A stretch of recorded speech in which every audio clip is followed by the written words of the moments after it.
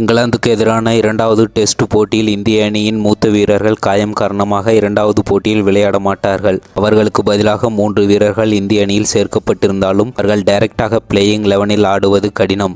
ஆகையால் pitch ரிப்போர்ட்டானது black soil wicket என்பதால் ஸ்பின்னர்ஸுக்கு help இருக்கும். இங்கிலாந்து மற்றும் இந்திய அணியை பொறுத்தவரையில் 3 ஸ்பின்னர்கள் பிளேயிங் 11இல் ஆட வாய்ப்புள்ளது. இங்கிலாந்து அணியில் ஜாக் லீச் காயம் காரணமாக விளையாட மாட்டார். இங்கிலாந்து அணியின் பிளேயிங் 11 ஆனது Jack Crawley, Ben Duckett, Ollie Pope, Joe Root, Jonny Bairstow, Ben Stokes, Ben Foakes, Rehan Ahmed, Tom Hartley, Shoaib Bashir, James Anderson. அடுத்ததாக இந்திய அணியின் 2 முக்கிய வீரர்கள் KL ராகுல் மற்றும் ரவீந்திர ஜடேஜா இருவரும் காயம் காரணமாக இரண்டாவது டெஸ்ட் போட்டியில் விளையாட மாட்டார்கள்.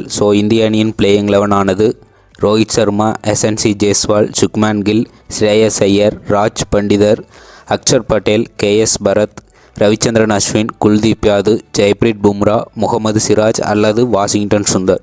இந்திய அணியானது முதல் டெஸ்ட் போட்டியின் தோல்விக்கு பிறகு இரண்டாவது டெஸ்ட் போட்டியை வெல்லுமா? கமெண்ட் பண்ணுங்கள், ஷேர் பண்ணுங்கள் மற்றும் சப்ஸ்கிரைப் பண்ணுங்கள். நன்றி.